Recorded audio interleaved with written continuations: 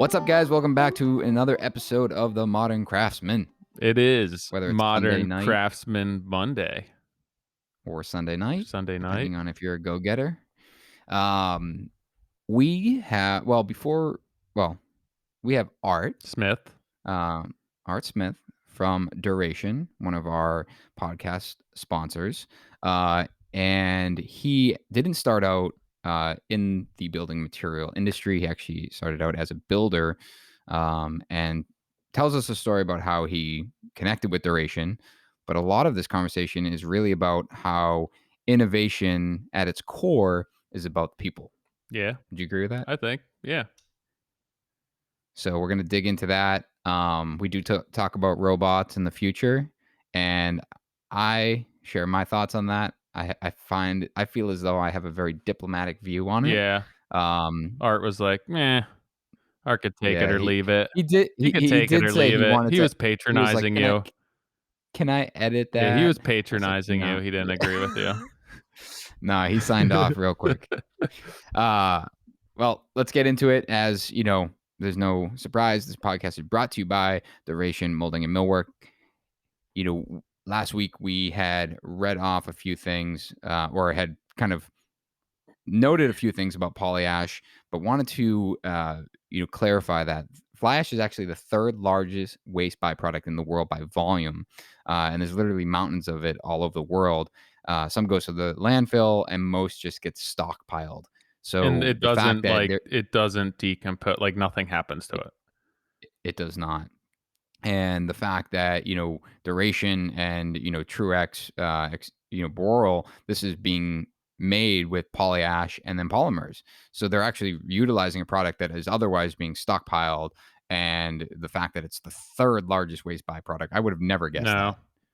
It's an enormous amount of material. And then also, specialty tools aren't required to work with it. All of the standard saws, routers, sanders, all of that can be used. But the blades that you use to cut or router polyash must be carbide tip at the least. And once you use them on polyash, there is no going back to wood. And if you do go back to wood, there's absolutely no going back to polyash. It's just this weird reaction to it. But otherwise, that blade can be used literally forever. Yeah. They and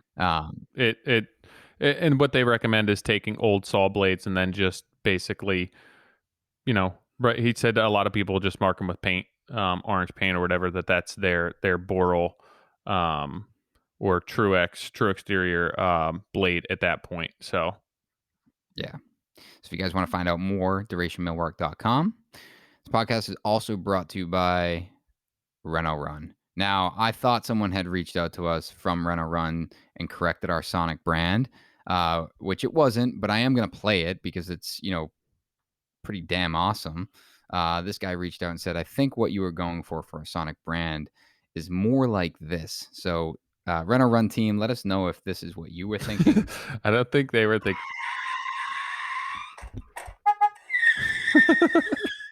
We're not condoning burning out or skidding into a job site, but I think it gets the point across. They are there. They are your last minute delivery. If you need something at the box store, rather than packing up and headed over there, they're doing it for you, delivering it to the job site, possibly fresh coffee along with it. If you guys want your first delivery on us, podcast.runorun/Modern Craftsman. So you know what we have to do? We have to get a Sonic brand of Art karate kicking a robot. Ooh, that's going to be for this podcast. And karate chopping your dreams. Let's get into it. So, Art, you are Director of Operations at Duration Millwork. Yes, sir. What does that mean? There's a little bit of a story there. Probably best to start where how Duration, came about and how what Keith and I's relationship is. So when Truex first came out, they brought it to Keith and to try all the S4S boards and stuff. And he says, this is great. He battle tested it and stuff. And but he went back to the distributors and said, well, where's all the moldings? If you have all this stuff, everybody doesn't just case their windows or this, where's the crown? I said, well, we don't have it. Wait, hold on. Why did right off the bat. Why did they go to Keith? So Like, why Keith was owns True? a lumber yard.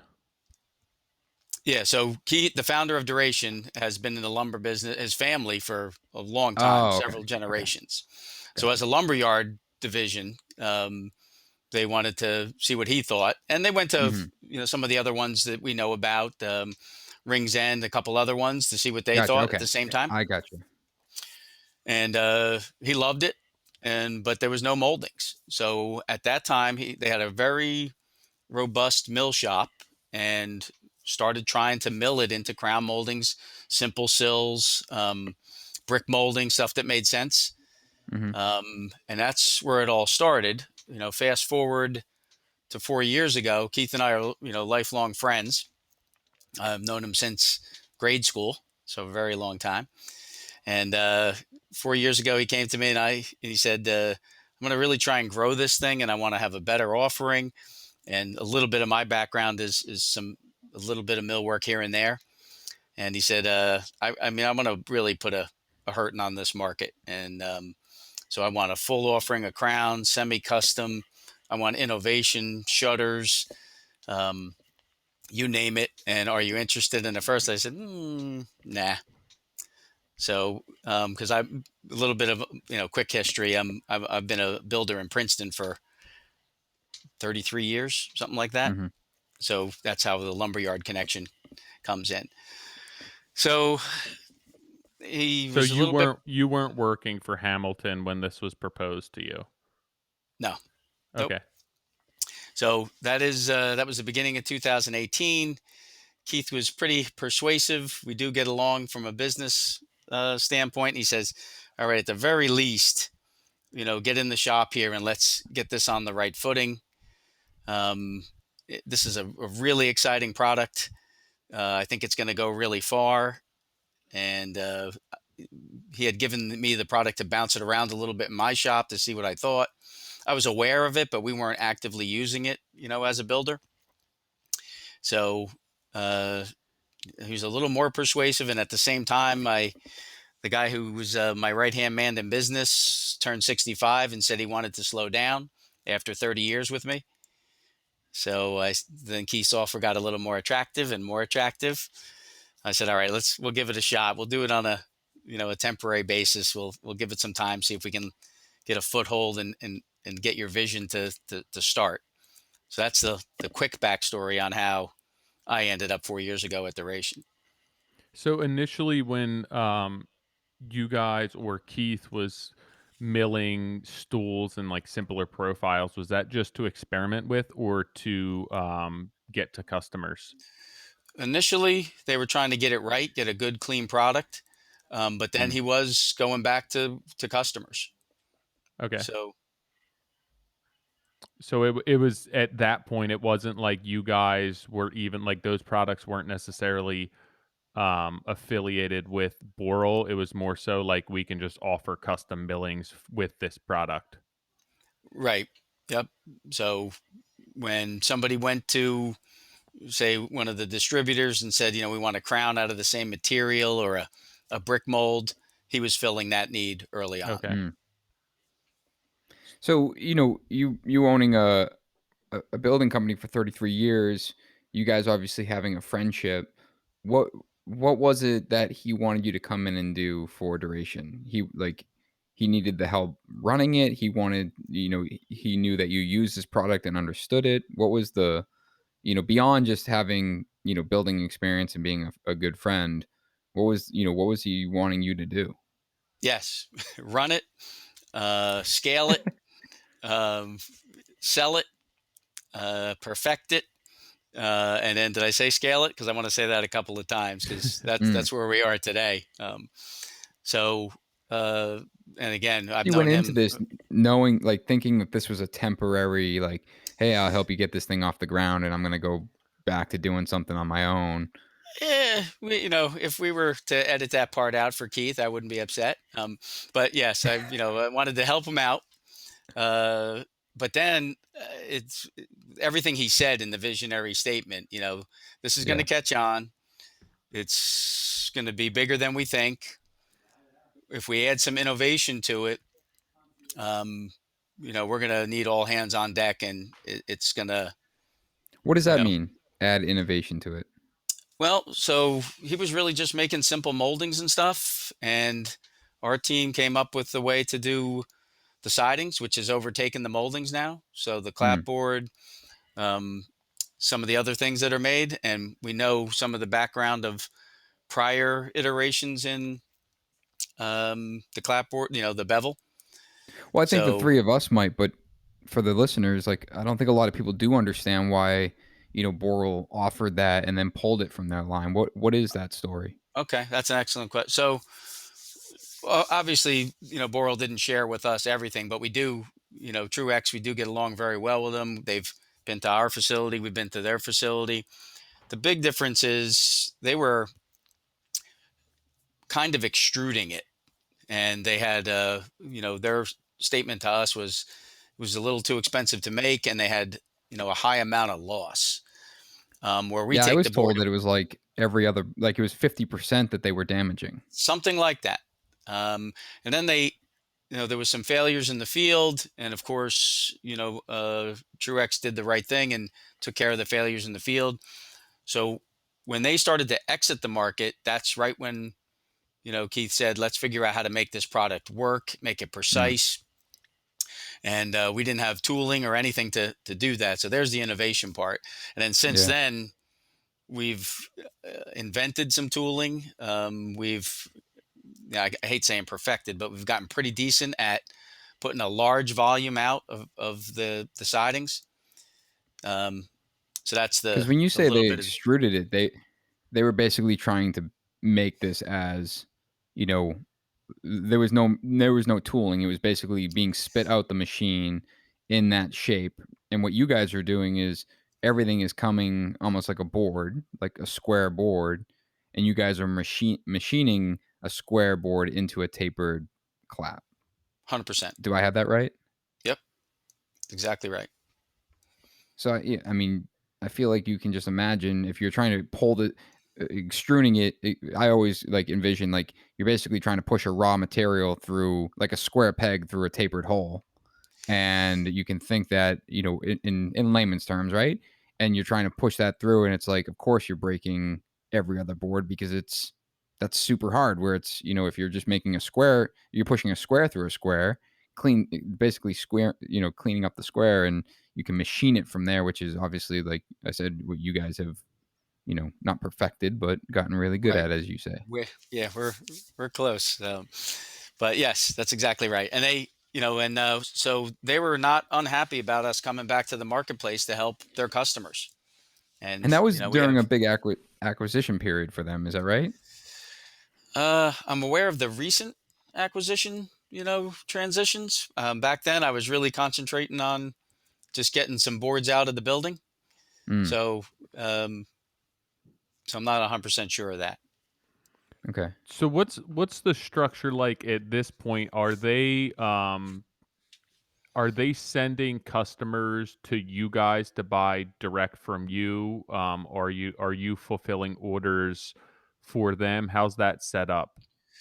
So the Truex people are fantastic, at all the shows and stuff. So if there's something that's not in their wheelhouse or offering, they do direct people, Okay. right to us. And along with our distribution partners too. They Anything that's not in the regular Truex offering, they say we know a guy that can make whatever shape you want for your building. So you have other lumber yards who are basically sending customers over to you guys, or are they buying from you? So we have the distribution partners. So we usually sell into distribution, Okay. and then the lumber yard would buy from them. So that's the typical way. Yeah. That's what I was questioning that because it's like I feel like I wouldn't want to send my customer as a lumberyard to another lumberyard to start buying product from them. That just seems like a terrible business move.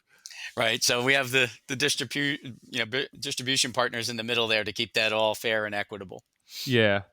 Because Nick, when we were talking to Keith about it, we were asking him, licensing, tooling, all that stuff. Is that your do you own that? And he's like, no, anyone can do this. We don't own any licenses. He he's like, but the amount of time and money that we've invested, and then, being in the lumber industry and then having the distribution channels, we're so far ahead of the curve that it would be hard for anyone to catch up at this point. That's a fair statement. And we, luckily, with the team that Duration has, we had a very good continuous improvement environment, and everybody contributed to getting the product out with innovation, because we've changed machines, we've changed types, we've changed the approach. And I think without the specific mix of talent that Duration has, that would be very hard to catch, because he has a couple people that have been there a very long time in the mill shop that were receptive and open to moving away from wood and Yeah. trying to make this product into the shapes that we make it into. That's like, I think that's, I don't want to gloss over that, because you're talking about people, and we're not talking about robots, or like, the word innovation, I feel like sometimes gets trapped in that thought of like, oh, everything is done with a robot or a machine. And you're directly relating the success of Duration to the people that were willing to invest the sweat into this, Yes, and you with know, and, eagerness. and like, for those individuals, you say that they were eager to get away from wood and into something different. Like, why? Um, they saw the vision. I mean, Keith is a visionary, and they saw that this product, that we have not seen a downside except for the normal complaints that it might be a little more fragile than a piece of 3-inch thick white oak. So, Mhm. and that's about it. Um, so they saw I know, where it but was going. Tyler, Tyler and I were at the show and we were grilling him. It's like, all right, just on the down low, Yeah. what's the what's There's the got to be bad a part? catch. Like, does this stuff kill the environment? And he's like, no, we're actually taking, this stuff from being buried and turning into a product. I'm like, It's true. does it 70% does it recycled. yeah, does it disintegrate in like 15 years off the house? He's like, nope, not that either. I'm like, you Well, can't paint it black. He goes, no, you can paint it any color you want. I'm like, it's got to be something, and that's what I tried to do, right? When I got there, is let's find the Achilles heel and then hide it or protect right? it. And we have stuff that we glued together with different configurations and put it on the roof, put it in buckets, hit it with torches, and I'm not joking. And then our own private testing with chisels and clamps and hydraulic rams, and see if we could, what could we do to this stuff, and including burn it in a furnace, um, and we really can't find a weakness as far as that goes. You know, Currently with the way Truex makes it. So I was impressed right there. And then Tyler, you've milled. I heard you talking about it on the last podcast about dedicating tools. Um, we had to do it at a little faster level than the guys do it in the field. So we had to figure that out, and that's where the team comes in. We have a couple of guys that are old fashioned mill workers. We have a couple of master carpenters. We have a couple of guys that were Votech guys, and that mix, didn't pigeonhole any idea. And I think that is irreplaceable as far as that stuff goes. Yeah, and You we had gotten an email even from Keith about the milling and kind of what that looks like in dedicated tools, and he kind of wanted to reiterate that it's not, you don't have to go out and buy a new saw blade for this, or like a new router bit. If you have a saw blade that's burnt up, you can use that for boral, and mm, just that'll be your boral saw blade from here on out. You don't need specialty equipment. It's typically just once it's used for boral. Um, you're not going to bring it back to using it for wood at that point. Right. And if you do cut one piece of wood and we don't know what happens at the molecular level, so say you're cutting Truex on the ground at a chop saw and somebody needs a block and they throw you a wood block and you cut it and you try and go back to cutting Truex, ain't gonna happen. Everything Really? is, yep. So you can't even get one little sliver of shim in once you've dedicated it, to the Truex side. Um, yeah, I think I bet essentially like fly ash, it would be comparable to like a charcoal. Carbon. Yeah. So Yeah. like if you think of cutting through that, it's almost, that would dull something that's going to cut through wood. Even though like the saw blade appears to be sharp, it's almost like cutting through a very, very, very fine sand or like a polishing stone with your saw, right? Yes. It's a And pretty then interesting. but yeah, and I've used it before and I've used router bits and it's like I just bought a router bit for that job and then, that's a dedicated Truex router bit at that point. But you it like I said, you can take the old saw blades and use all your saw blades for this stuff and they'll cut perfectly. Yes. Yep. That's what It we is recommend. it's an interesting material to work with just because if you're used to cutting with wood and there's like internal stresses in wood, right? And sometimes if it's like a finicky cut where you want to cut it a hair proud and let all of those internal pressures and stresses disperse and then go back and fine tune your cut.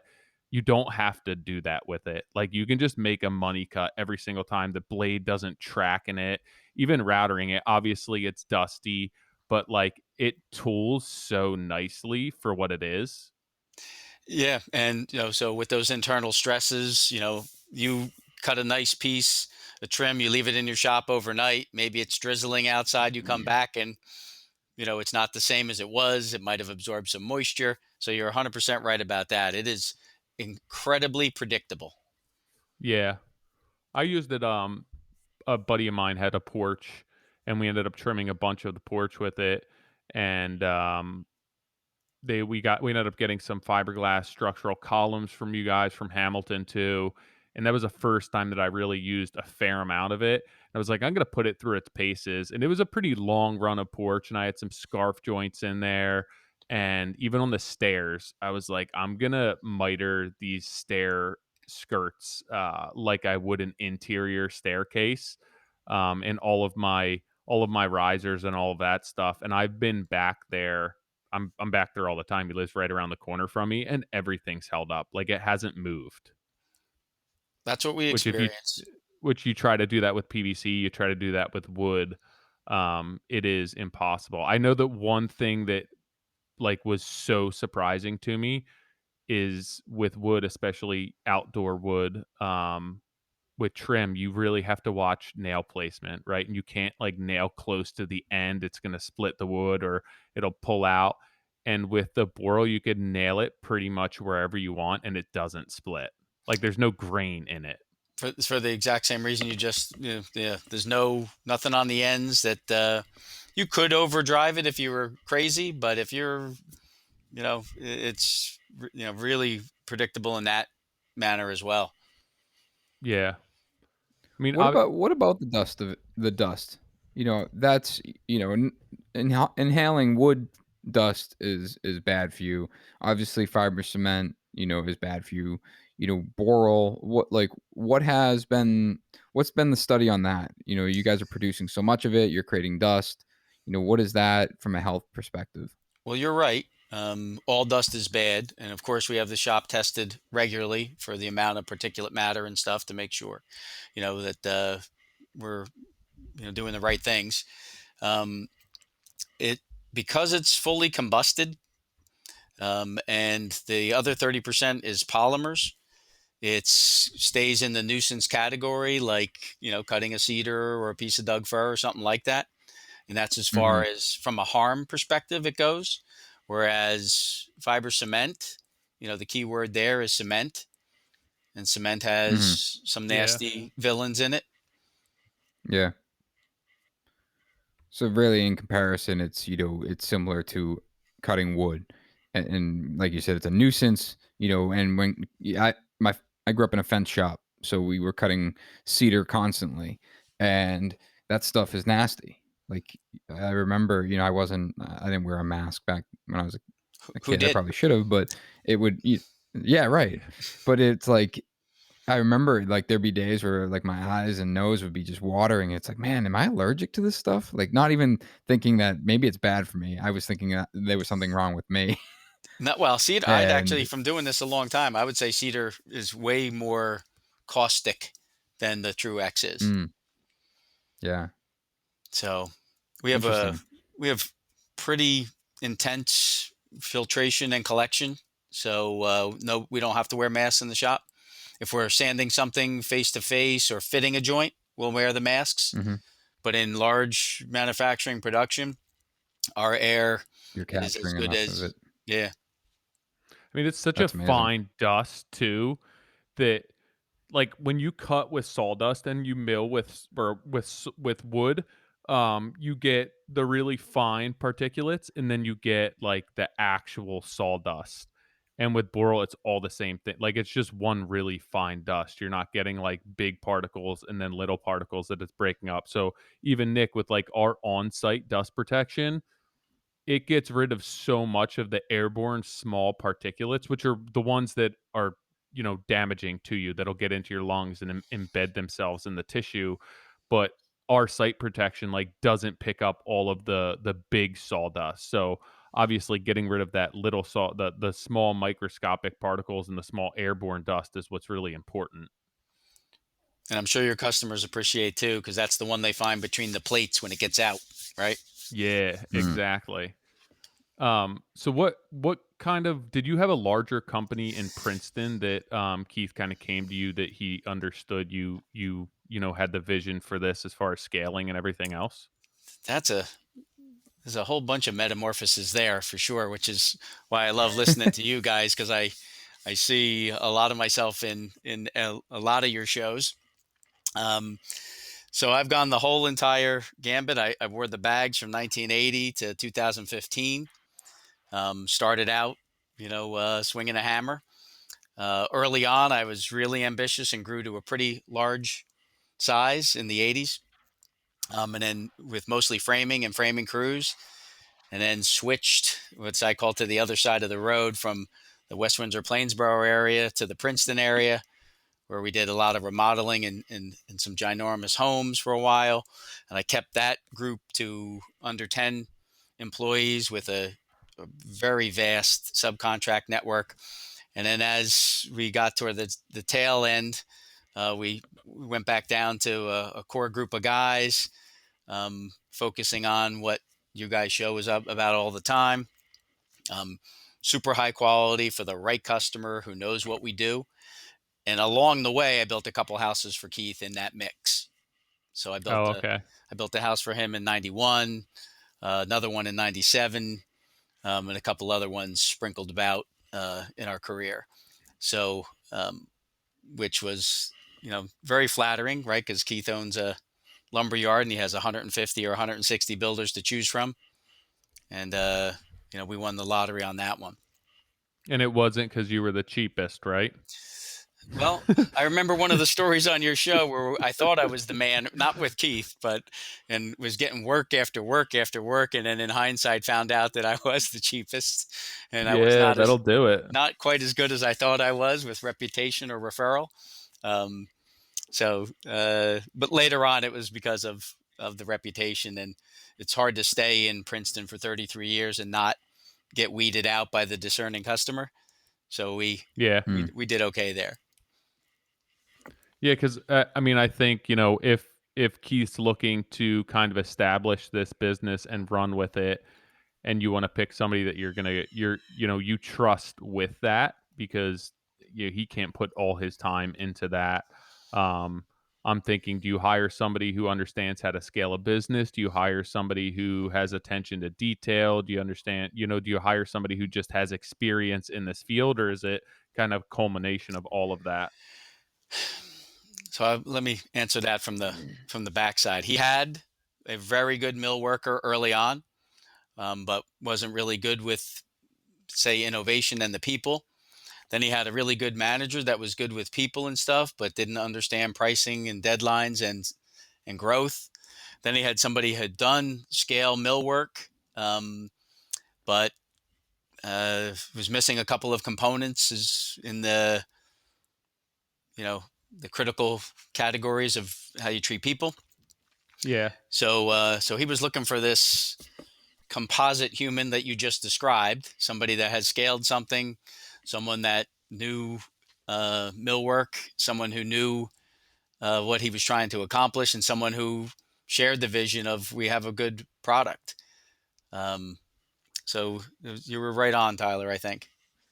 Cool. So I guess your construction business at that point, when your partner wanted to kind of slow down and close up, is that your business is no longer intact? Right. 2017, the end of 2017 was the last year. Okay. And then you've been on uh with Keith since? Yes. Hmm. Okay. So I guess being that you were hands-on, bags on until 2015, and you kind of, you took that career path and you were always building houses, working on houses, you have the customer interaction, you obviously have, um, you get that. For me, I get a lot of enjoyment out of being able to create something, challenging myself, creating something from nothing. How was that career change for you at this point to kind of lose all of that, step away from that, and now, you're in a shop atmosphere now and kind of building a business that's although it's the same field, there's a lot of differences there. I'd say the main difference, and I'll, couch this way, when you're in your own business, you're your boss, but we all answer to customers and clients. So it was a little different with Keith being the boss, getting used to that since I was, the boss, let's just say, so Yeah. that was a transition.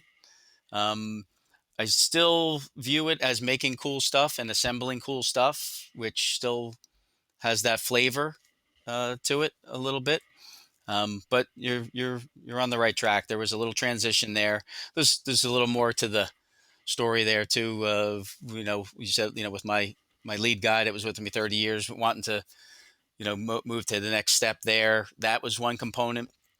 Um, my kids are at an age where it's very cool to do stuff with them and enjoy that experience. And that was the Keith's hook. He goes, "Don't you want to be with your kids more?"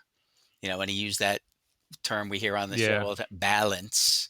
Um, so I said, I do. I definitely do. And when you're running your own show, you can do some of that, but it's hard to do all of that.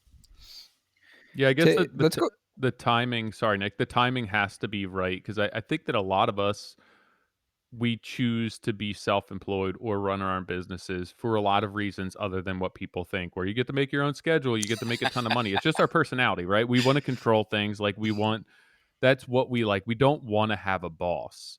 So, like, I guess, the timing has to be right, because do you think 20 years ago that you would have left what you were doing Not to a work chance. for Keith? Not a chance. Yeah. So, you have to, I think we're all going to get to a point where that may be something to consider. I think a lot of us who are younger just aren't quite there yet. I agree. It took some business maturity. It took some regular maturity, which was very slow coming on my side, to align those things you just mentioned. Sorry, Nick, what were you going to say? Well, I want to go back. I want to go back to even earlier. That conversation when your guy of 30 years stepped into your office or walked up to you and said, "Hey, I want to go a different direction." What was that conversation like? Well, we had been so he was 68 at the time, so he was with me from his 30s to Yeah, and said, that's a good run. yes, well, and it's hard to describe his personality, but he was all work, no nonsense, not customer facing, just head down, get it right kind of guy. Everyone that's listening to this is like, I know exactly what that guy Yeah. looks like. And he said, I feel like that's me. I just have to deal with customers every now and then. and he said, I'm thinking about, slowing down a little bit. Maybe we could go to 40 hours a week or something like that. And then I said to him, I've been talking to Keith. This might be an okay time. And my first thought was, come with me. I mean, who's better than to take a master carpenter that I've known and, was the best man at my wedding? Who better? And he goes, yeah, maybe. He goes, I'm thinking of slowing down more than that. So that influenced me, and then I said to myself, do I really want to keep doing this without him? He's so essential to the the Artsmith brand and everything that was created in the last 30 years, do I really want to find that replacement? And at that Yeah. point, when he said that, that was 2017. So I had been bags off for 2 years. Let's call it softening. Um, nicely. And I was skeptical I could go back and pick up his slack. So I had a slight Yeah. fear element there. And I think Keith can smell that in his negotiation talent. Um, so the timing was just right, and the family, thing was also important. So You know what? that Go ahead, Nick. No, it's something that I feel like a lot of us think about.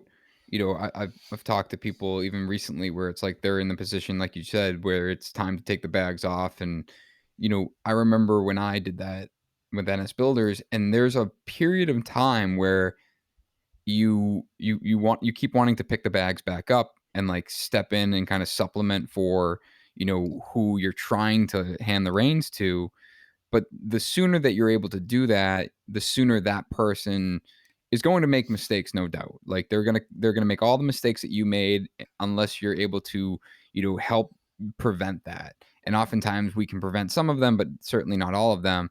But the sooner that you leave the bags on the ground and let them flourish, the sooner they surpass you Y- in talent and in approach, I think. And you know, then they become, like you said, they become so crucial to your team. And I've said this on the podcast before, and and I know some of my team listens to this, so this is because of conversations I've had with you guys. But I've said it in before where I was a little bit lackadative in the sense that I had this mentality that if, the business went down, it would suck, but it wouldn't be that big a deal. Everyone would find a job. And it probably came off. I know it came off because my team pulled me aside about it, as though I didn't value everyone to the highest degree. But in fact, like talking about it in this manner, it's like I look at everyone that's in this room, and I say in this room, but meaning like in this company, as like a critical element of what we're doing. If one of them were to leave, yes, we have to pivot and adapt. But if any of them were to leave, it's there's that immediate. For me, it's always been the immediate thought of, all right, am I not doing something right? Why is this person leaving? Maybe I shouldn't be doing this. And then usually I can come back full circle and be like, no, no, it's better for them individually. We are still a business. We will still persevere. And there's guys in this team and girls that are in really critical roles that, if they were to pick up and leave, I think that if I were further along, and like you said, like further along in my career, but also really close to the time where I had dropped my bags, you do have that fear where it's like, all right, I just finally got to a point where I was comfortable 100% hands off. And now that person that has taken that role, like it took you so much time or so much effort to get to that comfort, that person that has provided the comfort is now ready to change. And it's like, can I actually go through this again? And or do I want to go through this again? You said two really critical things there. I started to try to take them off in 2012 and got pulled back in many, many times. And Mm, my personality didn't allow me to do what the second thing you said is they become better than you. And I had a real tough time, and an epiphany really that we can train somebody really good and they can get really good and they can show you a thing or two. So I was behind the right. curve on that. And once I learned that, I had a lot more comfort, freedom, and you know, I don't know. It was really cathartic to know that you can surround yourself with people that are all better than you. um, Do you, It's really it's like gratifying, yes, and it's really fun. It's like I listen. I bust my team's ass and say, I work circles around them, or I'll put the bags back on and show you how it's done. And I would, but I know I'm not gonna. I know I'm not gonna produce. That's not who I am. These guys are like, I'm hiring them because they're willing to take the time, slow down, and figure out the best way to do it. I'm way too much of a cowboy to do that. I'm gonna get to the result as fast as possible, and then I'm gonna say, all right, guys, now take that and perfect that Yeah, or make that better. way ahead of me. Because if you look at that quick timeline I gave you in the beginning, that took from 1980 to 2012 and then 15. And I'm not good at public math, but that is a fair chunk of time to get there. Public math. I love that. So I guess you were, you started mentally kind of, I want, not in a bad way, but disengaging from that type of work and looking to kind of hand things off and be bags off, and I guess more management at that point. And I guess, was that a good segue into the position you are now? Because how many people do you have working for you guys now? Duration has 15 people. Okay, so now you're basically handing off tasks to 15 people Hmm. and running a business where it's not hands on and you have to let all of these people do their jobs. Yes. And And with how does that look for you? Like, was that a big adjustment? um, so my first approach was to go in and arm wrestle everybody first, and just to see who was the man. Yeah. Some of these guys know me from town, right? Two of my master carpenters worked for a competitor of mine for a long time, so they knew me. So there was a little proving ground. They wanted to see if what they had heard or what rumors were true. So when I first got there, I worked, a lot hand in hand with some of these guys to kind of give them my physical resume, if that makes sense. Yeah. That I can set stuff up, I can run pretty fast, I'm pretty organized, I know what material, kind of a little proving ground so that we could, soften the testosterone part of the transition. Yeah. So if that makes sense. I still can't believe you guys have to be pumping out a ton of work with 15 people. Like, it It's doesn't seem like that's enough. it's ridiculous. And that's what I mean when I said about the team. So we started getting crazy busy in October, and these guys started putting, we normally work 7 to 3:30. They started showing up at 6, leaving at 5, showing up at 5, leaving at 5, committed beyond, what's even reasonable. And in October, I think it's safe to say we put out, 25,000 pieces of siding with that Yeah. team. So, do you feel as though there's something, like, is it manpower? Is it your site setup? Is it logistics that's stunting? Because, right, you guys want to grow this company, and obviously there's a need and a demand for it. And I don't see there being a reason as to why you would kind of pull the reins in and slow things down. What's kind of preventing you from doing that right now? Square footage. And this year Yeah. we're going to double plus 10% the size of the square footage. So that's in the And do you have works space to do that kind of around where you are right now, or is it completely moving? in the same campus. So, Yeah, so you can stay right where you are. yep. So That's nice. we're operating out of a very lean 10,000 square feet. And by June, we'll have 25 and change.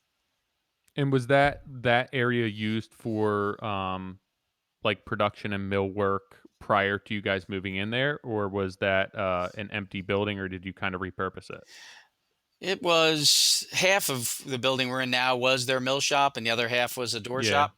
And then they found another place for the door shop, and we uh, assimilated that area.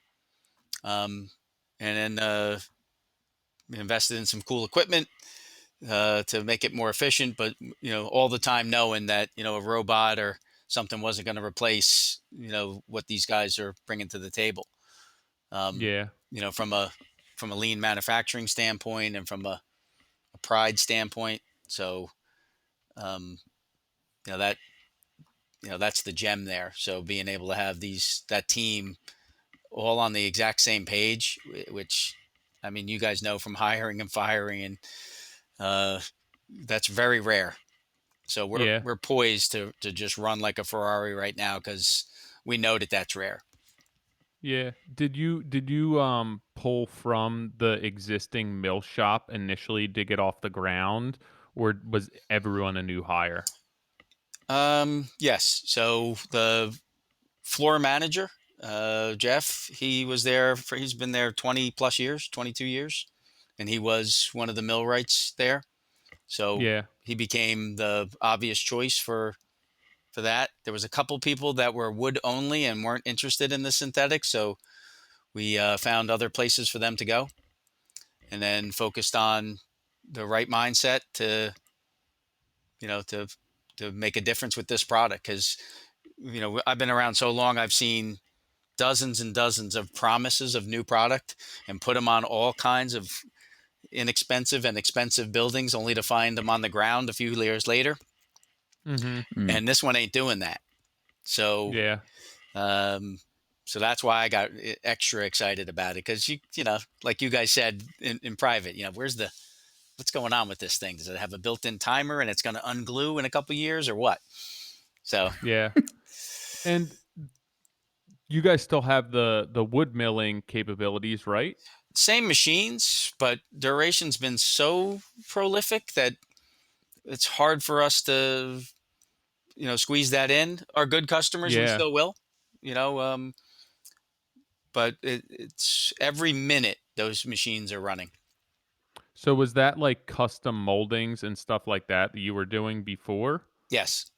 Yep. Um, so you're basically either sending them elsewhere, return customers potentially taking care of them, or just saying, "Hey, we don't have time for it." Yes. That's crazy. Go. That's like to bring in a new business, and have to kind of take an existing business and be like, listen, we just have this, there's such an opportunity here, and this is so Right. promising that we're going to shut down this aspect of the business, or kind of forego that and now put all of our capabilities and capacity towards something else, especially when you're a lumber yard. That's pretty cool. And hard, like you mentioned. So I'm a wood guy. I do, we had our own shop, similar to what you do, Nick, and we were producing cabinets and built-ins and libraries and all kinds of everything. So I'm, consider myself a wood guy, and same as you, Tyler. And so Keith left that transition up to me. So I Yeah. I held on to it as long as I could until every single machine had 3 or 4 Truex, bundles behind it, and there was no chance of getting wood to go to the front of the line, that I had to start, you know, saying no to some of that stuff. Yeah. Going back to the comment about pride, and I think about what the potential of this company is and what the potential of this product is. And I don't know how many markets you guys are in, but I can only assume that this is just going to be a growing and growing demand, especially if people listen to this podcast. But seriously, like the growing demand and running like a Ferrari, as you say, and not putting robots or automation into place because of pride, is that, like, do you think that's really sustainable? I think I'd reword it. The pride part comes into, robots aren't going to be able to see a small nick or check. They're not going to be able to see if it's has a little bit of moisture. But I would argue with that. Well, I mean, at the high tech level, if you're going to sit there with, the I forget what Like the I think about we toured the Marvin facility, and your comment about the checks and the nicks, like that I'm thinking, Tyler, I don't know if you remember, but like there was this machine that literally would scan every single piece of wood, and if it had a knot in it, a blast of like 3,000 psi air would kick it off the line. Yeah. And we're talking about 1,000,000 square feet or whatever that shop was, compared to a 10,000 square foot shop. But I guess my point is like this, in my opinion, has the ability to grow to something that, like, to that level where you're producing, you're producing so much material because the market is demanding it. You're continuing to, again, this is all speculation, but like continue to drive price point down because you're manufacturing so much of it.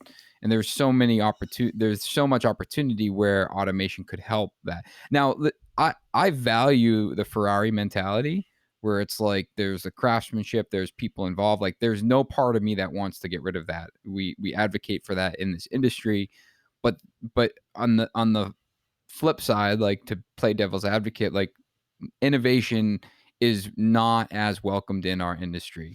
It is no, we are hands on. Like you screw the robots. Like I don't care if you can 3D print a house. I'm gonna stick build it with all the lumber I need. And in there's not that there's not a good balance in it. I think in this industry and this manufacturing is a perfect example. I hear you. Let me rephrase the answer then. I wouldn't let go of any of these guys, in lieu of a robot, right? I wouldn't have a Yeah. robot replace. Right. I would have, automated feeds and helical feeds enhance what they can do.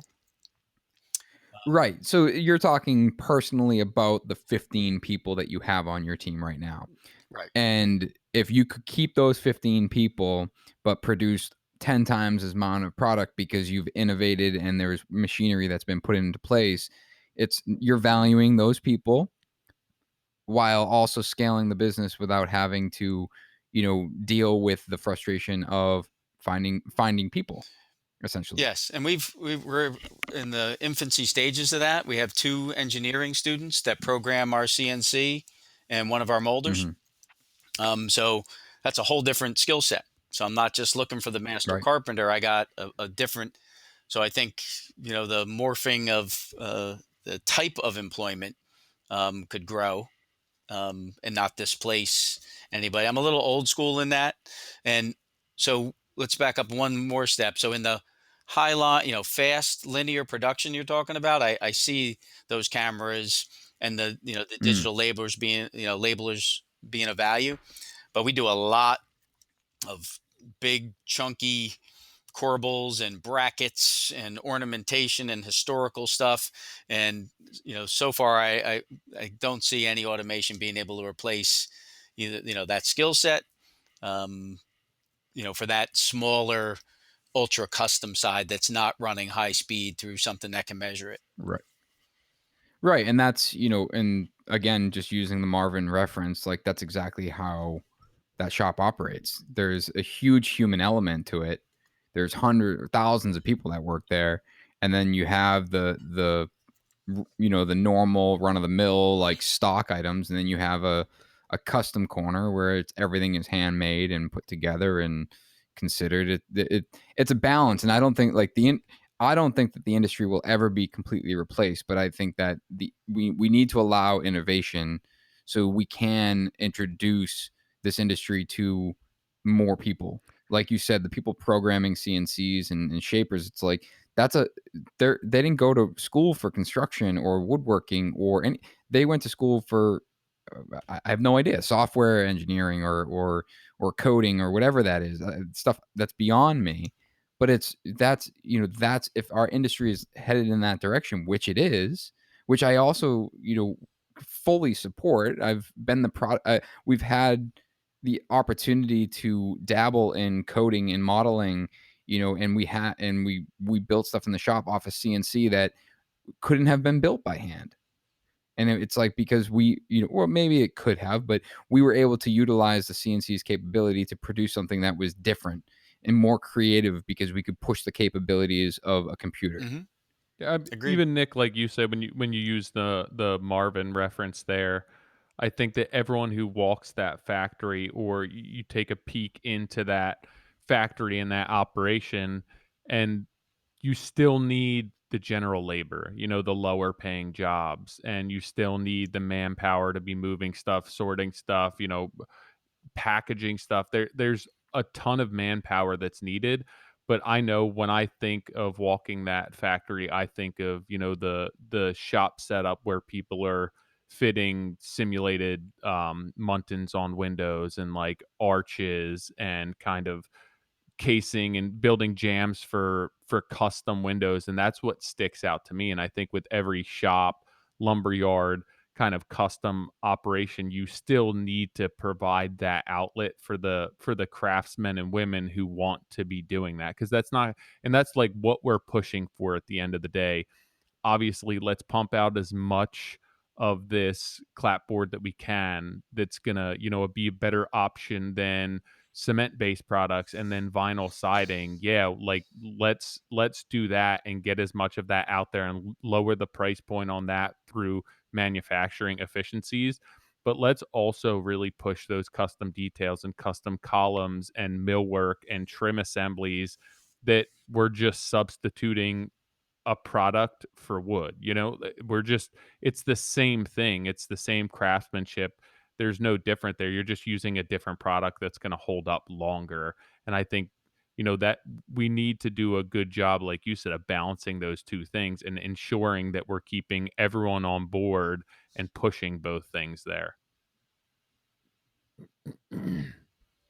For me, like, Yeah, it's for me, I think of, even when I think of the capabilities of you guys, I know I'm not an exterior guy where I'm doing windows and siding and roofing, but like I think the clapboard's cool. All those siding profiles that you can do are cool. But for me, what sticks out to me, even walking the booth with Keith in it, it's like the fact, that you guys are creating corbels, and like these trim assemblies that, matching window details and stool and aprons and sill details on these 150-year-old, 200-year-old homes with this newer product that's going to hold up so well and not rot. And then like you're going to sustain these details for so much longer than the wood could last. That's what kind of sticks out to me. And it's like, yeah, this product is super cool. Yeah, that's the part of the appeal. And luckily we're not seeing any failures, which is, that's amazing for a product, not just because I'm making it.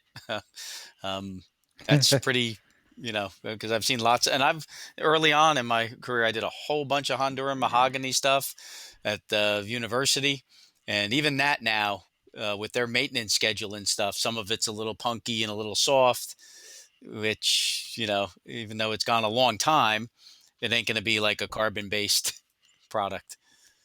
Yeah, that just like doesn't go away. I just it it is interesting to me, and I know a couple of the areas that I work in where it's the older homes and everything else, and you see these older homes where people are stripping the details off and then covering them with vinyl siding, and half of it's because like they're rotted and the cost to recreate, or we don't want wood up. It's just going to rot and we're going to have to continually maintain it. If you can sell people on a product that's not going to rot and that's going to outlast pretty much everything else that their building's made with, and from a price standpoint, it's not costing you an arm and a leg. It's not like you have to pay 10 times more for this than you do for wood. Typically, wood's going to be one of the most expensive products that you can build with.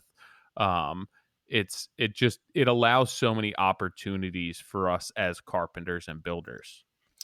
Yeah, one of the, to fit right in there, one of the challenges with something that's as rigid as that, we do a lot of radius stuff.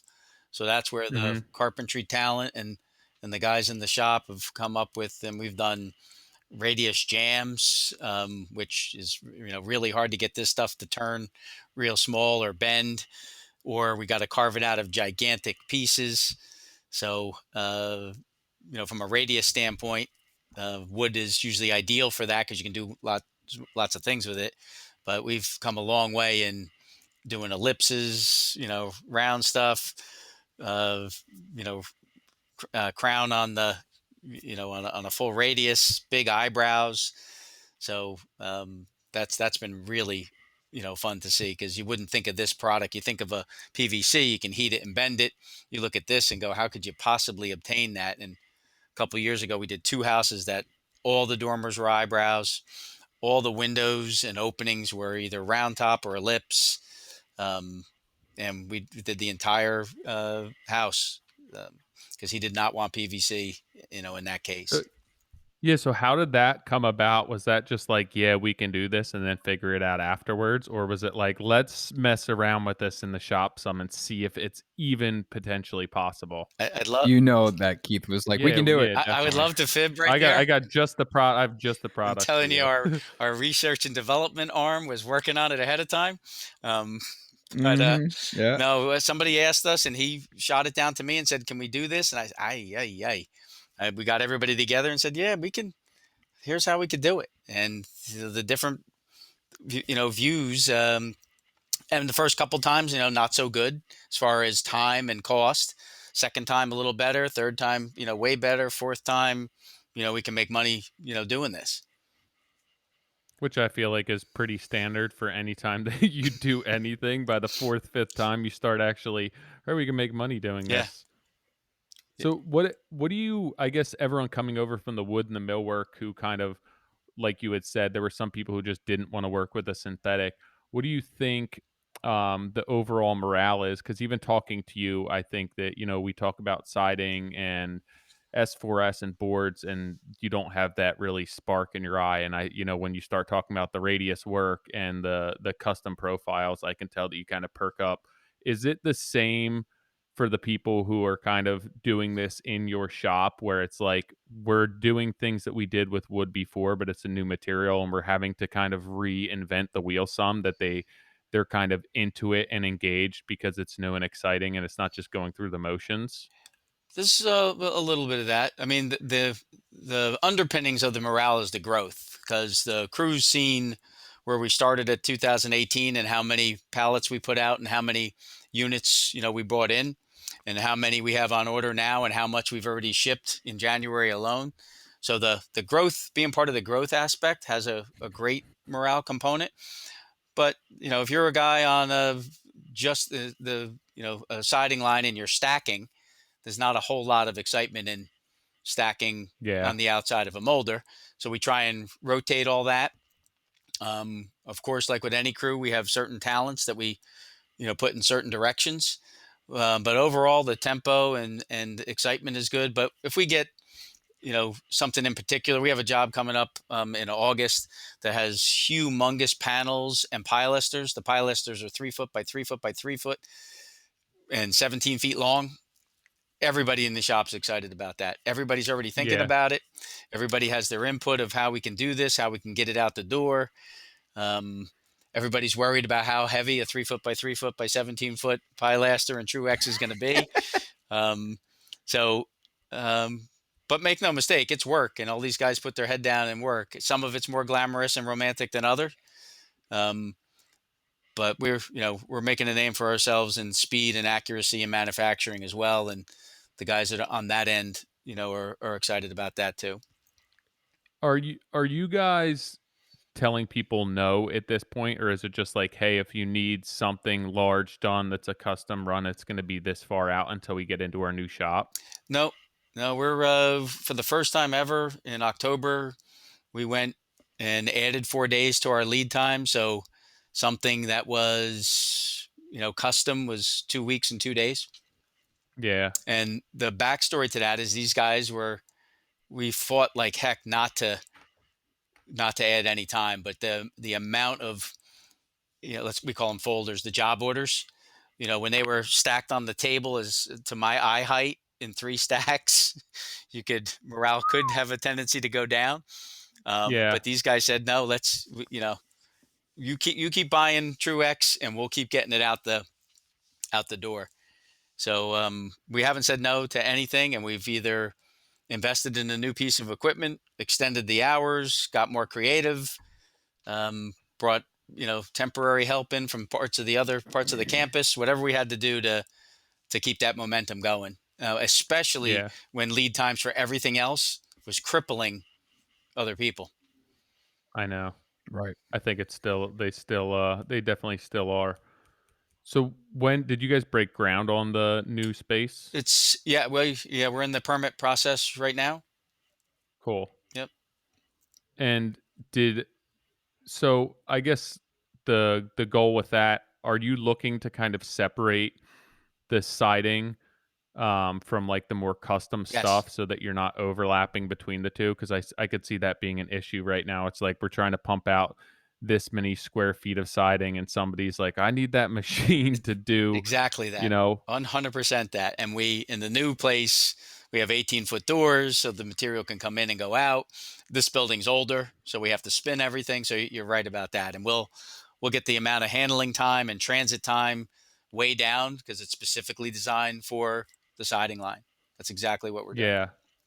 So you'll kind of have them separated. That's nice. So who's kind of setting up that shop, and that's something that always interests me. And Nick, you probably, I guess Ken would have a better understanding of this, but like when you're laying out a wood shop, is there like a golden ticket for that, or does it depend on your it just seems as there's no right answer and it's constantly evolving. But like, did you guys already start designing that wood shop and that space and that layout, or is it just kind of conceptual at this point?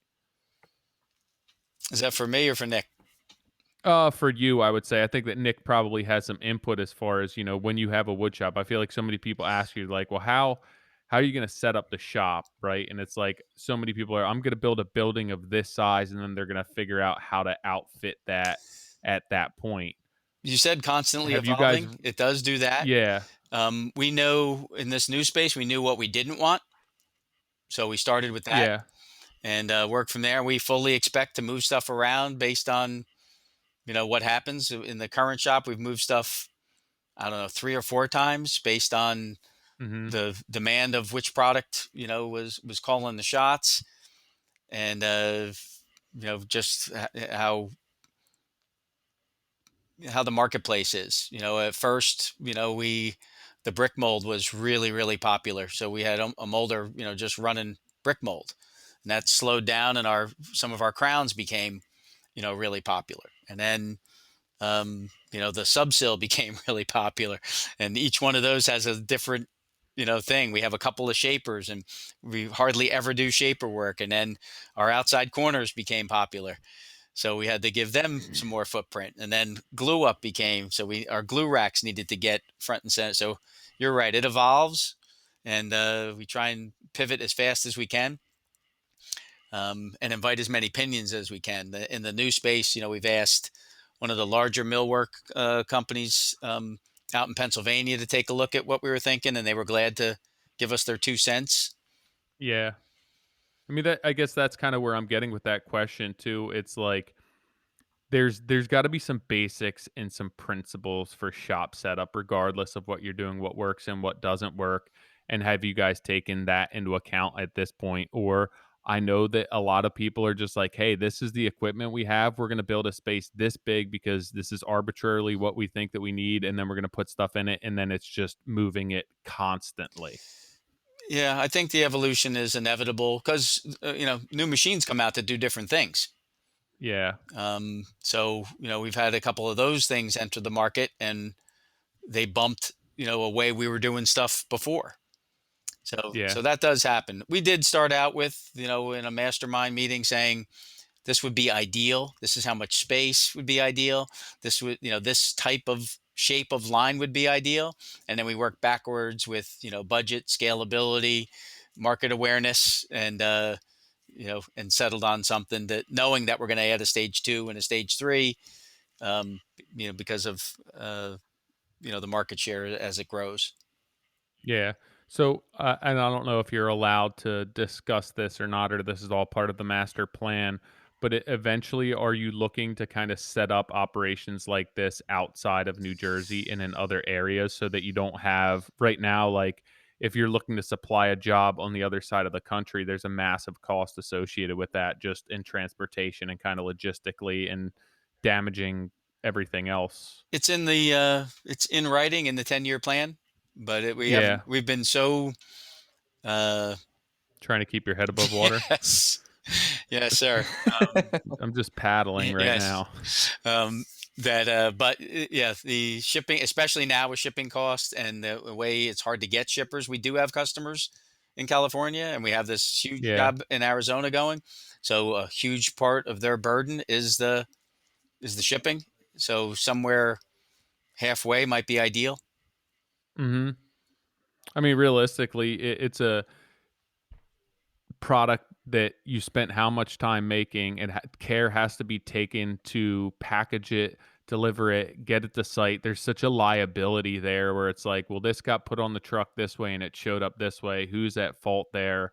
Where, if you're looking to lessen that burden, and kind of it's the type of business, even if it's not like your custom stuff that you have a shop set up everywhere, but at least there's no reason why you guys wouldn't be able to kind of offer this in other areas of the country, especially for kind of the large scale items that you're looking to pump out. If you're developing these systems and this tooling and everything else, I feel like that's probably half the battle.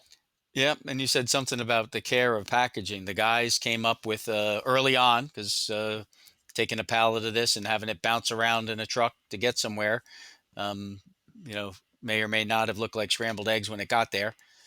Yeah. They came up with a way to package it, contain it, waterproof it, so that it all gets there, undamaged. And that was born really early on, that we were going to invest the time to do that for all the shipments.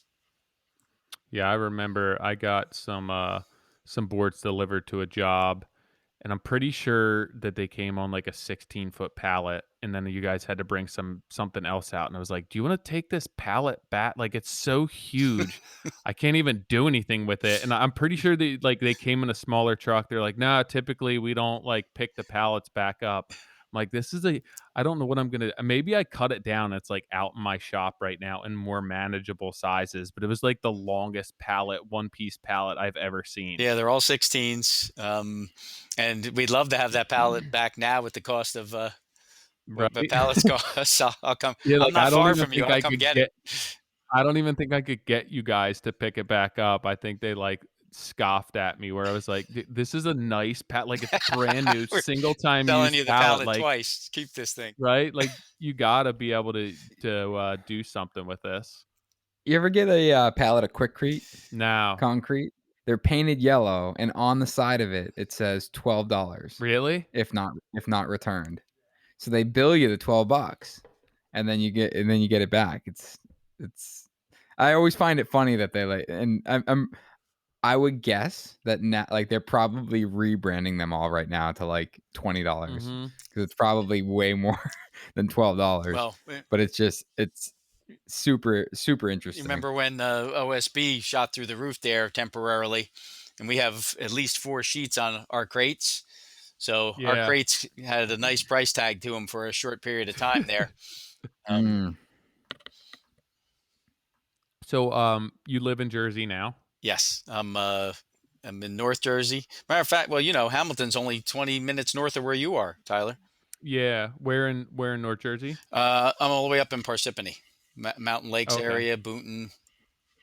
Yeah. My wife's from Cranford. Okay, So not too far right, from you. And then where was your business based out of? Princeton. Okay. So you had were you located, do you have like a shop, and what was the business setup? I I had tried a to pull up your website. I like looked it up quickly. yeah. Um We pulled back on that a little bit to direct everything to Duration. So yeah. I was trying to look you up while we were on the it podcast, should and come it up. was There like, should be a picture yeah, there. There it's should be a mission statement, a Keith's glamorous house picture was of on me. it. What's that? I think Keith's house was on it. A couple of Maybe this his. is an older website. Yeah. It was in the project, or wait, testimonials he was in, but Yes, it looked like there was some stuff that that's was from pulled from it. '97. That testimonial.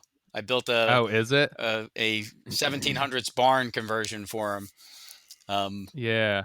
So Looks like there's a 97 Toyota Camry parked out front. there you go. My truck's in that picture too, a '97 Ford. So we don't want to do all that public math, because then my real age will become evident. Yeah, that's true.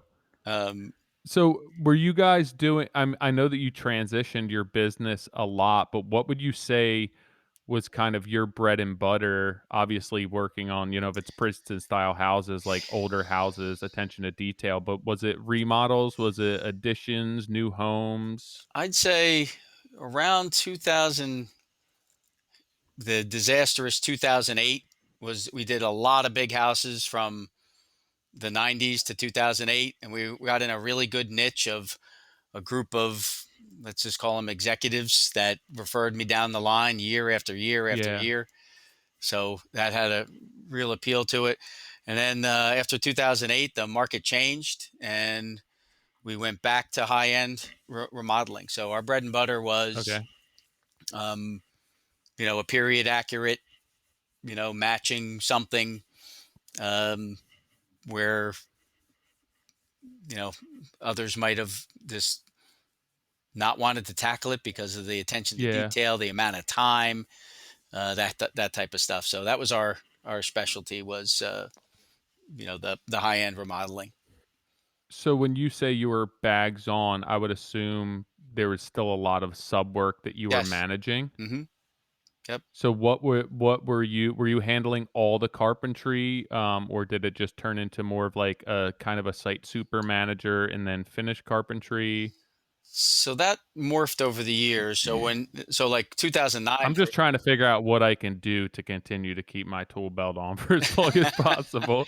well, we morphed back and forth. So when we were really busy, say we had two big homes going and a remodel, we'd engage carpentry subs and a bunch of stuff. And my right hand man and I, we'd manage all them. So the bags were on, but honestly, you're just walking around, because there's Yeah, so yep. much is going on. And as the market contracted, because we did a lot of stuff in house, I learned ground up. Matter of fact, down your way in Cherry Hill, when I was learning the trades, that a builder I worked for did excavation all the way to doorknobs, so I got to see the whole.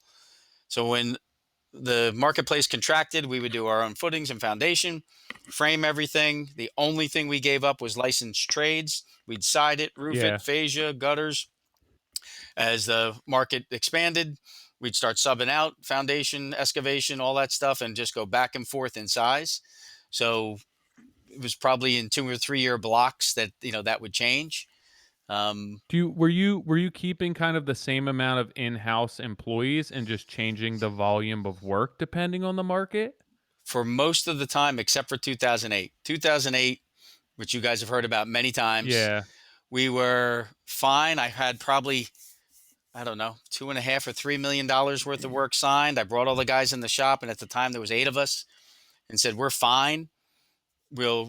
Everybody's still going to get 40, no overtime, but we have tons of work. We have 18 months worth of work."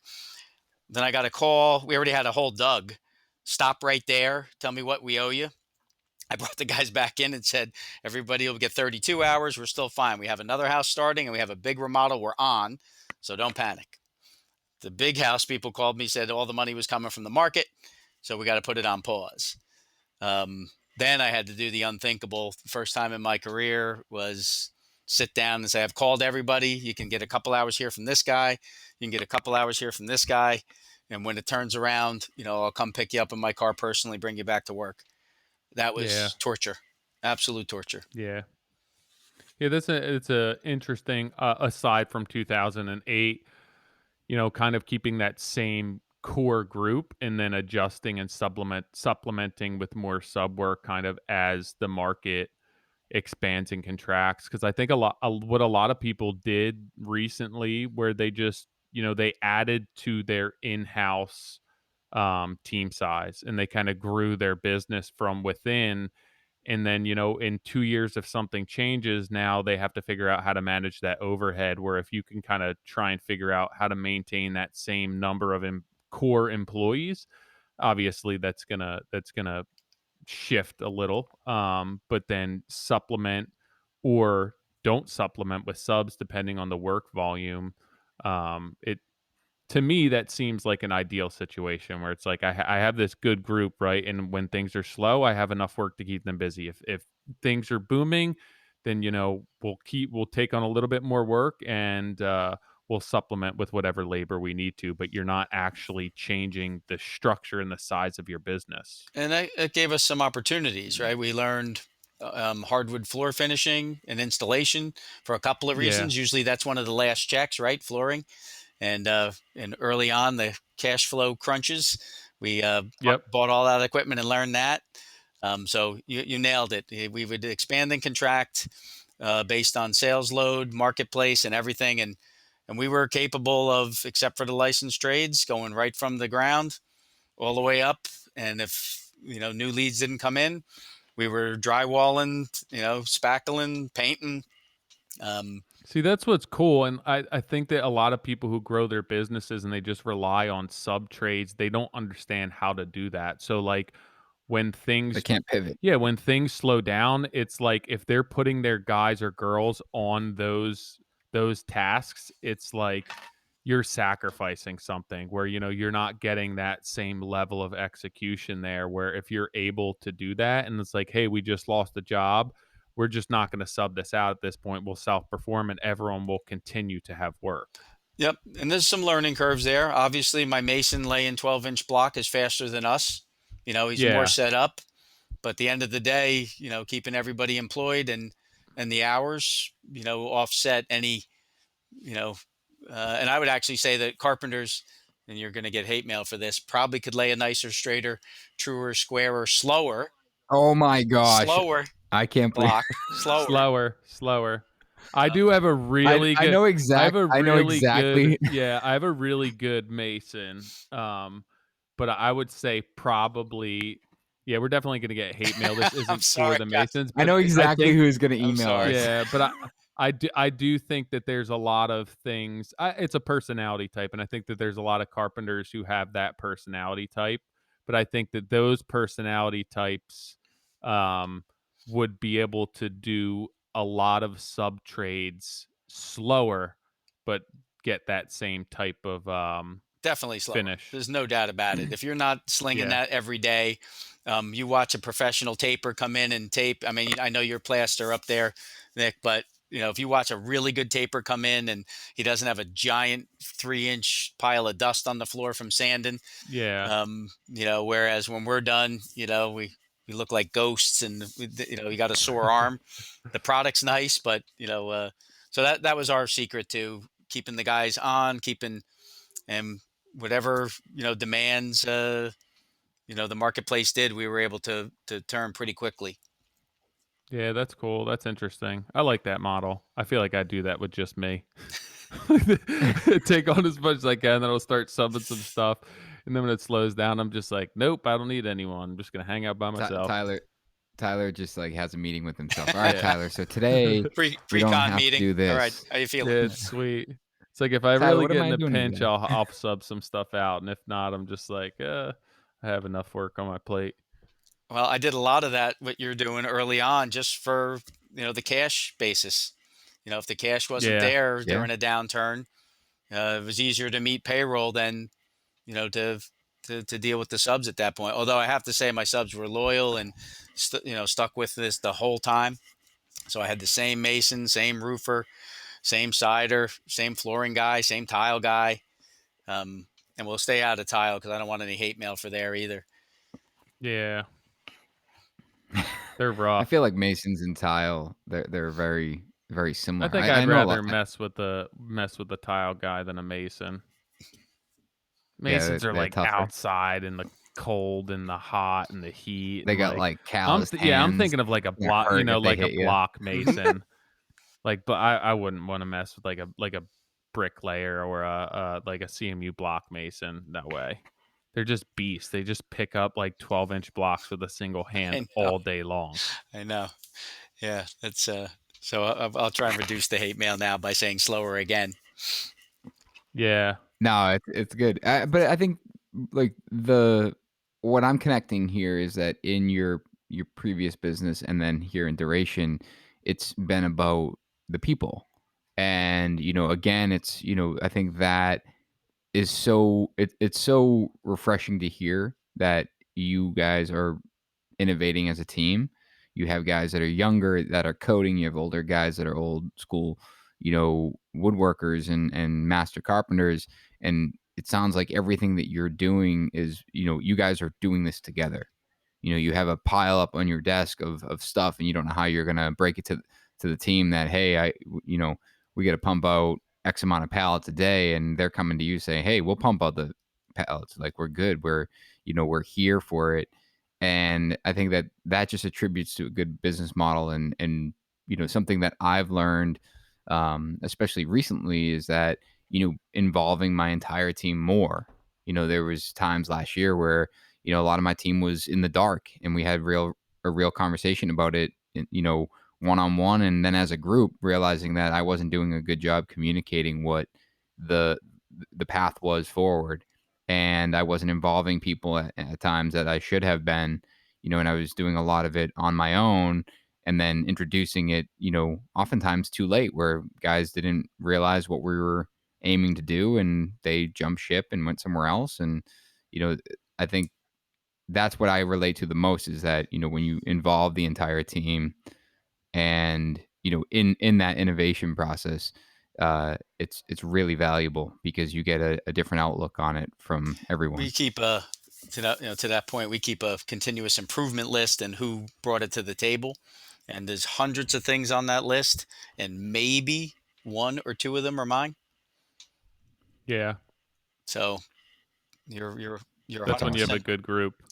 right. And we said earlier, right, that I mean, I'm learning stuff constantly, and that's really good. So yeah, I'm really blessed and fortunate that it all landed, how it landed. Yeah, I mean, So with go ahead, Nick. No, I was gonna say with what you're able to share behind the curtain at Duration, what are you guys secretly working on? Um, I think you saw at JLC we have the shake panels are getting some Mm, traction because they're pretty clean, and they hit a couple of the nice bullet points for that product. Um, we're behind this. We're really just trying to get faster, uh, and being able to keep those lead times where we have them. yeah. Um, Is that a product of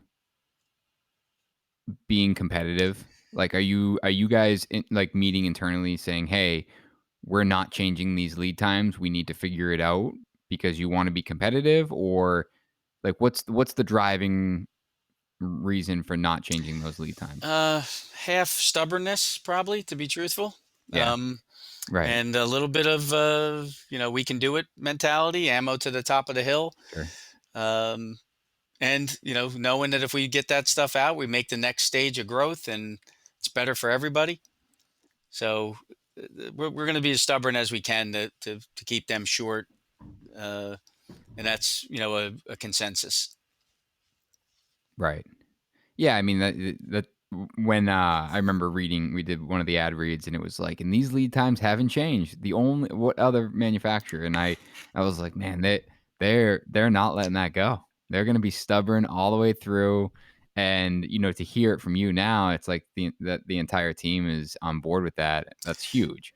Where it's like a lot of you can probably talk to a lot of other companies where they would say the same thing, and their entire team is you know, literally dying at the Right. tools because they're working 16-hour Yep. shifts. And to credit Keith too, Truex had several price increases, and he held the line on that.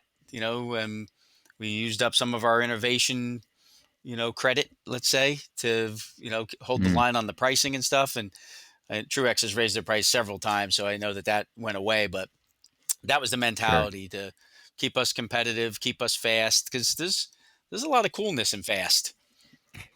Yeah. As long as it's good. It Yes. challenges you. Yeah, exactly. It makes you think about, like, how can I do this in a more And we efficient have manner? tons of that. We have, we're like we said, we're big fans of lean manufacturing. We have some setups that were hours, and they're now 8 minutes, and you go, that's just not possible. And that's with several eyes Mm. looking at it, going, what if you did this? What if you left that in the machine? Do you ever do the spaghetti charts? No, I don't think so. It's when I forget who, Aaron Cash talks to, is it I always mess up the name of his company. I think it's Fine Line. Hmm. I Um don't know. And I'm totally butchering this, so sorry, Aaron. I know you listen, but him and Ken talk a lot, and he said that I think he said that he set up a GoPro at the end of his shop, and basically then went back and took a pen and followed that person all Oh, I know what day you're talking about. to Yes. figure out their Hmm. path. And he at the end of it, he realized that one of the biggest time sucks was going to throw something away Yeah. because they had a barrel at the other end of the shop. So he was like, let's just go get 6 more barrels and put them at the workstations. And he's like, and it was like the amount of time we saved. They're micro moments, but they add We up. have something I gotta very similar. It's worth sharing. Our bathroom's at the far end, so a guy would walk the whole way to find out somebody's in there. So we put a Yeah. blinker on the switch, so there's a light outside, so nobody's walking the 250 feet to get there and have somebody be in there. And then their decision was, do we walk all the way back or do we wait? So Yeah. part of continuous improvement was a $2 light switch and a bulb. to make sure that light's on so nobody's walking the acreage to get to the bathroom. So is it true when you guys are really slammed and busy that Keith just tapes that light switch on so nobody can use the bathroom? It could be. It could be. That's a way to get some Oh, squeeze a few yep, more. no bathroom breaks. Sorry. Fine Line Okay. Millworks. I knew it was Fine Line, so fineline.millworks.com. Well, obviously, we appreciate what you guys are doing as a sponsor, but also as a business and what you're doing. I think for the industry and kind of the product development side of things and kind of pushing this. It's cool that you guys are local to me. I don't do a ton of exterior work, but anytime a customer comes to me where they're like discussing it or I'm referring them to someone or potential, it's like you have to check this material out. You have to use this. We have Haddonfield that's close to me where it's like customers want to get stuff done, and I tell them to look into this for shutters. So we appreciate the sponsorship. We appreciate you guys partnering with us and everything else. You But bet. I think on a higher level and a more broad level that we obviously appreciate what you guys are kind of doing to step up and put something on the market that is really just better in a lot of ways than what's out there right now. Perfect. We got to get you to drive 20 minutes up and take a tour too. I know. I should do it. You're so close to me. I know it's one road. It's just like it really is. And like I've been up there and I've come. I think that I got my lead training done at your at Hamilton. Dude, let's schedule a visit. Yeah, I'm down. it's so close to me, but like my truck, I'm looking at it right now. It's almost 7 years old, and I have 55,000 miles. Where it's like I just have this circle where I'm like, if anything's outside of that circle, I don't go there. My truck, I think, is a year and a half or maybe 2 years old, and I'm at 50,000. Yeah, that's insane. I'm like almost 7. I got it right when you got your box truck, Nick. Like soon thereafter. And I only have 55. Like I just looked at 55,000 miles on it. Oh, my Sprinter. Yeah. One of my Sprinters is like $140 right That's now. insane. I'll drive down. Yeah, but I'll there, definitely Kyle, have. and get And that you. was bought I'll come after back. your box. I truck. know. I'll have to come up there. I'll touch base with you guys, and maybe in the near future. Okay. Before you guys get the new setup, and then I'll make another trip once you guys Excellent. get the new setup. Love it. Cool. All right, we appreciate your partnership, man, and appreciate you being on the podcast. Oh, I loved it. I was very excited. I appreciate it, guys. Yeah, and thank you for persevering through. We had some technical difficulties. This time it was on Art, though. Art was sweating it in the beginning of the podcast because he's trying to log on. His camera won't work, and we're trying to be like two good tech guys. It's like, oh, you got to turn the. Did you hear me punching anything in the background? No. Oh yeah. We checked that's the worst though when that's happening or you have to show up for something and you have everything set up and then like it still doesn't go right. But if you had known, obviously that wasn't recorded, but if you had known typically something along those lines happens at least once a week. Yeah, that rubs like my personality the wrong way. That, not being prepared. Yeah.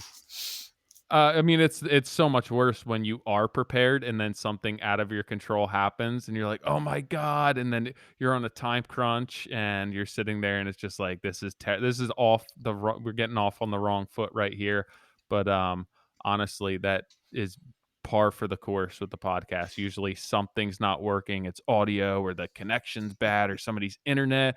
We had good internet. Now we don't have good internet. And it's like, Nick and I are just sitting here like, this is pretty normal. Just totally not stressed about it at all. And Art's sitting there. We can hear him in the background. I put it on mute and punch stuff, just so you know. But I wanted to squeeze in a congrats on.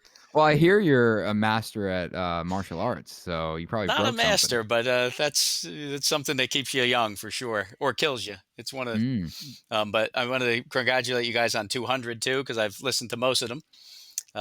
So that's an excellent milestone. Well, thank you. Yeah, thanks so much. I think that anyone who's listened to our podcast for that long, really, that's who deserves the congratulations because that's a lot of listening. That's a lot of us. Yeah. So I think you're the true hero here, Art. Thank you.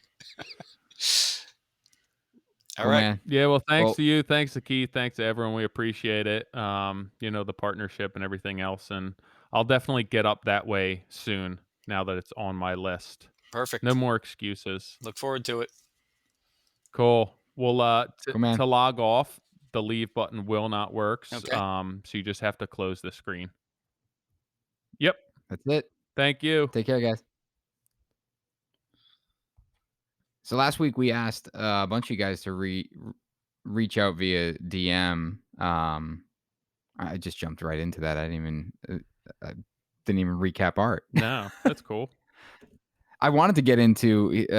Keith had alluded to the fact that he was, a master at martial arts and he also teaches sales, which I feel like go hand in hand. Oddly enough, Really? I think I so. do not, but proceed. I think I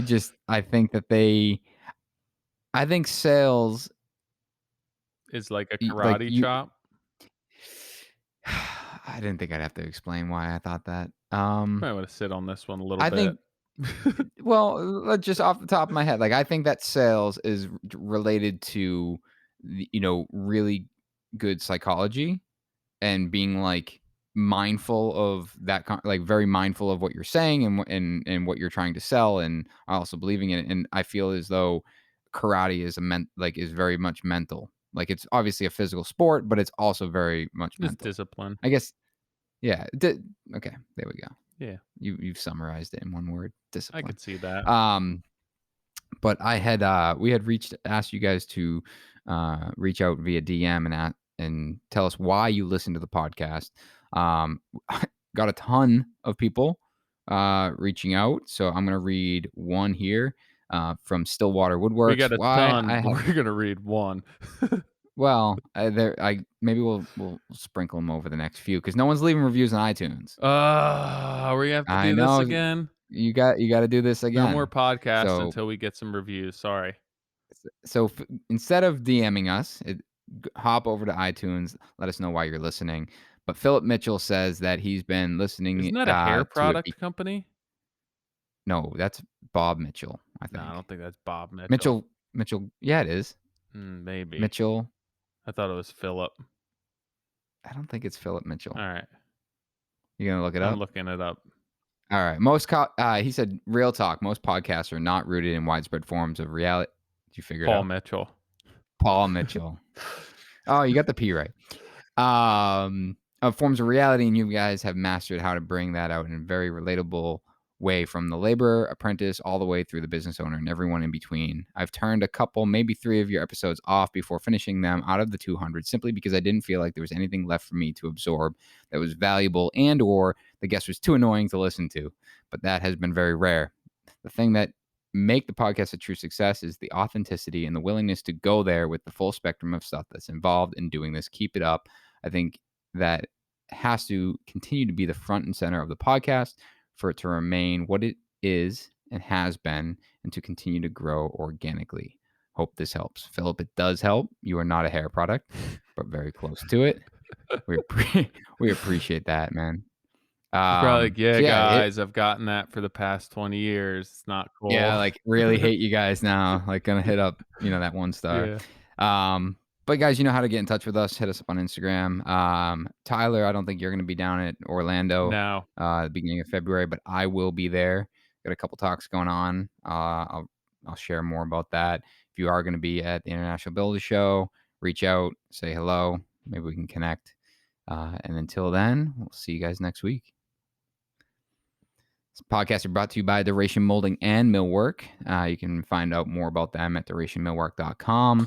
Obviously, this podcast, we chatted with Art, director of operations from Duration Millwork, and I think he spoke, for the entire company as to what as Tyler says, their ethos is in business. Yeah, and we did get schooled from Keith on a bunch of stuff that we kind of touched on with the product that we'll have to dig into on succeeding podcasts, but we have some good information for you guys to kind of throw out there. And this podcast is also brought to you by Rent or Run. So if you want to find out more about them, or you want your first delivery free, hit up podcast.rentorrun/Modern Craftsman, and we'll take care of your first delivery.